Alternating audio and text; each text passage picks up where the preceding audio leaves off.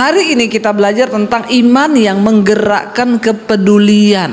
Harusnya orang Kristen yang sudah bertumbuh dalam iman, dia punya rasa kepedulian yang tinggi, ya. Jadi tidak masa bodoh. Kalau ada orang berkata Kristen tapi hidupnya masa bodoh, jadi suami masa bodoh, jadi istri masa bodoh, jadi anak masa bodoh, lah ini saudara perlu ya dibaptis ulang 15 menit, direndam agak lama, ya, biar buka mata langsung di rumah Bapa di sorga.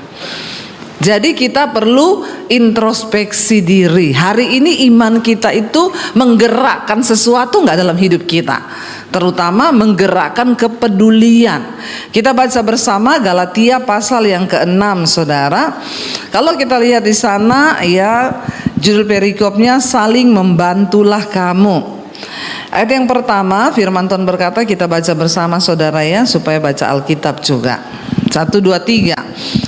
Saudara-saudara, kalaupun seorang kedapatan melakukan suatu pelanggaran, maka kamu yang rohani harus memimpin orang itu ke jalan yang benar dalam roh lemah lembut, sambil menjaga dirimu sendiri supaya kamu juga jangan kena pencobaan.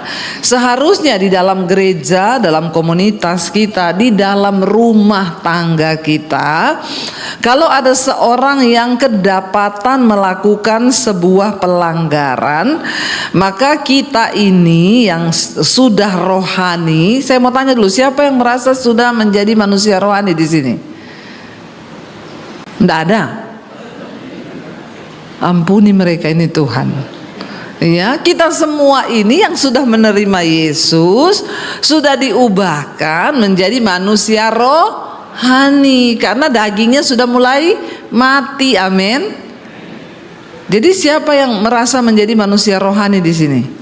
Tidak ada lagi, pulang saja saudara. Ya, harusnya kita ini kenapa disebut manusia rohani? Karena kita sudah mengalami perjumpaan dengan Tuhan Yesus, hidup kita diubahkan, semua kedagingan kita dimatikan, sehingga lambat laun kita ini diubah menjadi manusia rohani. Ya, nah dikatakan di sini kalau ada seorang kedapatan melakukan suatu pelanggaran, maka kamu yang rohani. Nah, hari ini saya mau berbicara kepada orang Kristen yang harusnya adalah orang yang rohani. Ya, jangan duniawi, kita ini semua dikatakan manusia rohani.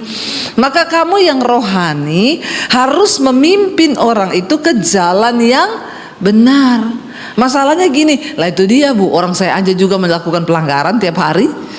Bagaimana bisa saya membimbing orang lain? Ya, kita dulu nih saudara harus dibaharui menjadi manusia rohani. Setelah kita menjadi manusia rohani, barulah kita bisa membimbing orang lain. Nah, saya berdoa nih jemaat-jemaat ini biar menjadi manusia rohani.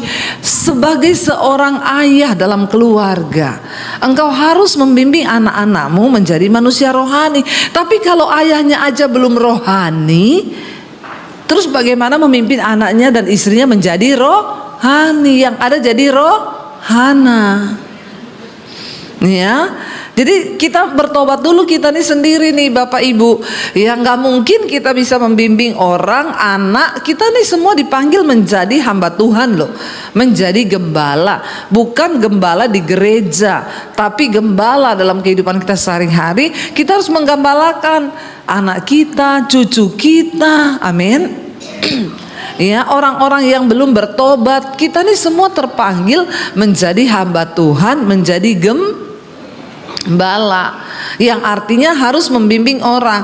Nah, kalau ada orang melakukan pelanggaran, maka kita ini yang sudah rohani harus memimpin orang itu ke jalan yang benar, karena kita juga sudah berdiri di jalan yang benar.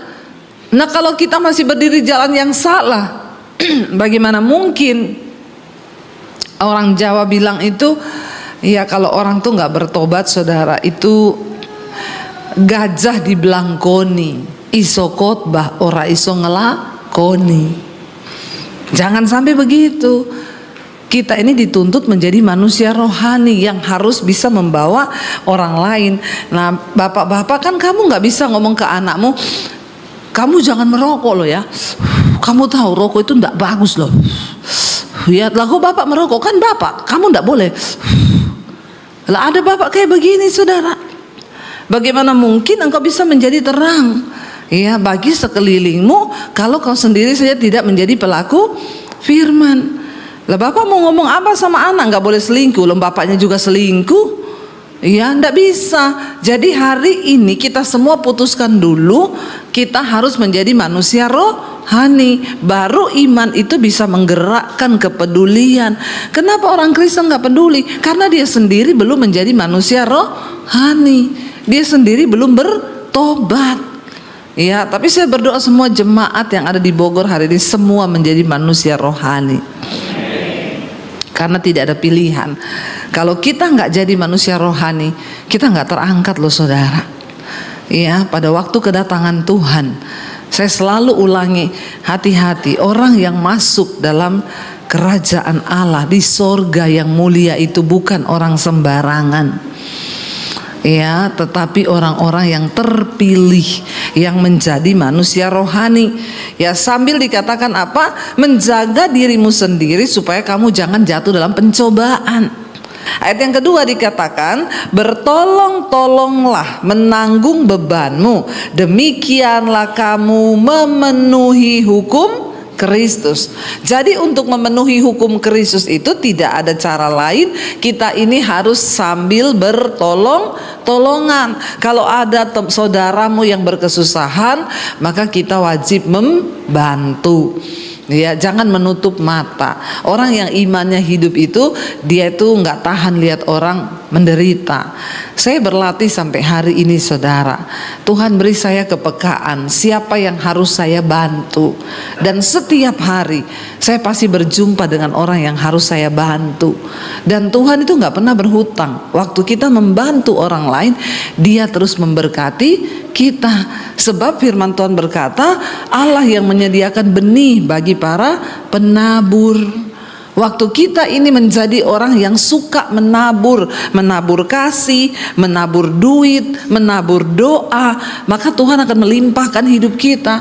Saudara, ternyata untuk berbuat kasih kepada orang lain itu kebutuhan loh bagi jiwa kita.